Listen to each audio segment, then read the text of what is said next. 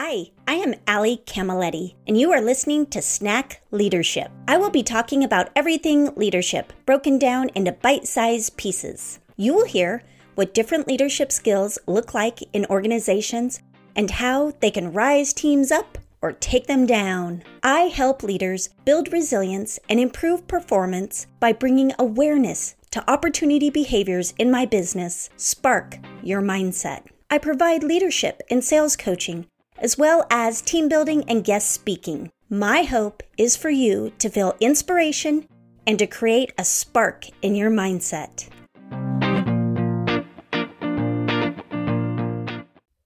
Hi, everyone. Today we are talking about high frequency. High frequency is the energy level we vibrate at with our thoughts and beliefs that broadcast out a signal to everything and everyone. We had this great interview with JJ DiGeronimo, and she shared about her book Seeking that I've read. And it's what inspired me to cover this topic, really, was reading her book and learning about her. Not always do I talk about this, but I think the people around me that are close to me know that this is a big belief system for me. So when I was looking through different quotes that I enjoyed, one that came up for me was, "How you vibrate is what the universe echoes back to you in every moment," by Panache. And I truly believe that. I do. We can go back to something as simple as Bob Farrell. I don't know if you've ever heard of him. He wrote the book about Give 'em the Pickle in service and the foundation of hospitality in my belief system. And he talked about this example of he had this server that she was always down and everything was always terrible and she always got the worst customers. And he said, just one day, let's pretend that all of your customers are amazing and you love all of them and see what happens. At the end of the day, she came to him and she was like, "I had the best customers today. They were amazing. And I got the best tips." Even back then, and I'm dating myself a little bit here, he was talking about high frequency. Absolutely he was. Because we've all met that person that is negative and down. Everything's negative. And I've had people before say, "Allie, it's not all rainbows and butterflies."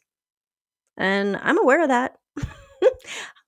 19 years into being an entrepreneur and 50 plus? I've had some life experiences and they haven't been easy. But you know what? It's how you handle it. It absolutely is. And so I could walk around like a victim and feeling like my life has been so hard. But no, I choose not to. I choose having high frequency. And I use the terms a little bit in conjunction of high frequency and high vibration. But for me, it's all about the vibration that I'm putting out there. And so I checked out a website that's called thefrequencyofleadership.com, and I'm going to share with you how they see frequency working. So they say you are far more powerful than you realize. You create your reality with your frequency. Do I believe in manifestation? Absolutely, I do. It's something I live with and I practice. It's part of why I practice gratitude.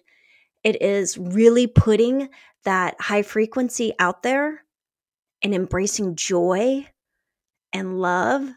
Love is one of my values. All actions out of love, not fear. Because again, I could walk around fearful. There's a lot of reasons in our world to walk around fearful, but I choose not to. I don't feel it serves me. So they say energy is everything, including you. Everything vibrates at a particular frequency, including you. You create your reality with your frequency, which consists of your thoughts, beliefs, and emotions. Every thought and belief you have produces a specific frequency, ranging from low to high, and sends a signal out, just like a radio broadcast. your emotions amplify the signal, making it more powerful and drawing an event back to you. If I'm constantly focusing on negative is going to come to me. And I'm going to stop here before I read the rest of them, and I'm going to talk about how there are times that we have to process our stuff. And I'm here to say I've done my work, and it's never fully done. But we must spend that time processing. Otherwise, what happens is we walk around just pushing out that energy if we haven't processed it. I'm going to give an example of, I just put down my 18-year-old cat. 18 years. My emotional support system. He lived through a lot with me. A ton. He lived through basically half of my family passing in about a year and a half. He lived through my infertility challenges, multiple miscarriages, my wait for my daughter, who's 6 years old now, a divorce. He has been with me, and he has cuddled me for 18 years. I was preparing myself. I prepared myself for probably 6 months.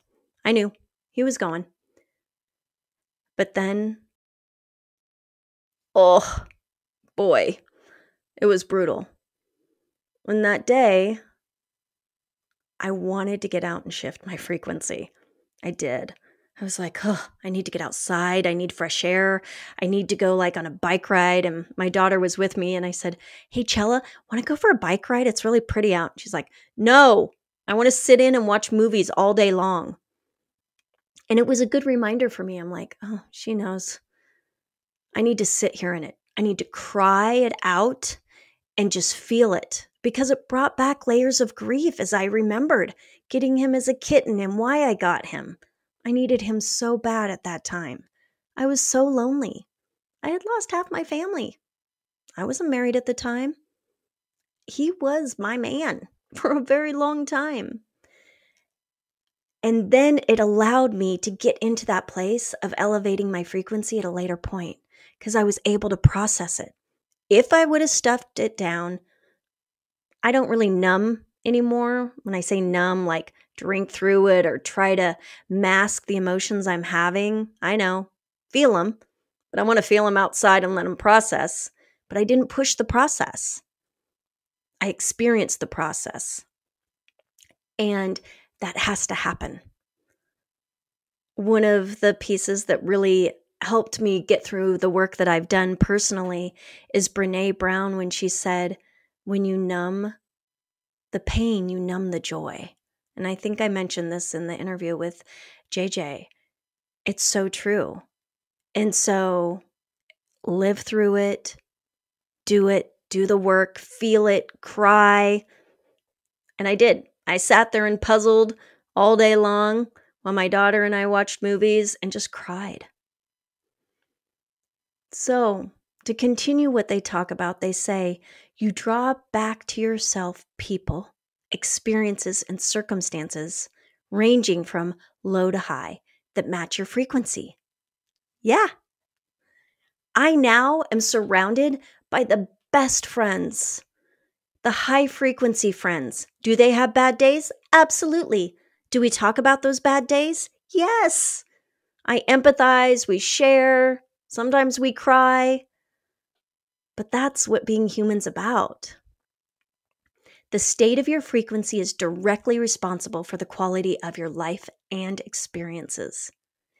Each of our individual frequencies contributes to and creates our collective reality. Our world is a reflection of our collective beliefs. Yes, absolutely. So anytime that I start to feel like I'm getting negative, drivers are irritating me, the weather irritates me, right? We're shifting into cold after it being nice and warm this summer. And we've had a couple stints of nice warm weather, and it's 20 degrees now. So it's okay. It's okay to understand that when you're in that place and know that it's time to get you out of it. for me, it's gratitude. 30 days of gratitude. I write down every day what I'm grateful for. But I've also implemented into my morning jogs, I have this spot that I stand at. And I walked the loop backwards with a friend yesterday that I do usually in the morning. And as we're walking, I'm like, oh, we forgot to do gratitude. And she's like, Allie, do you want to walk back? I said, yes, I do. So we walked back and we stood there and looked out and talked about what we were grateful for that day.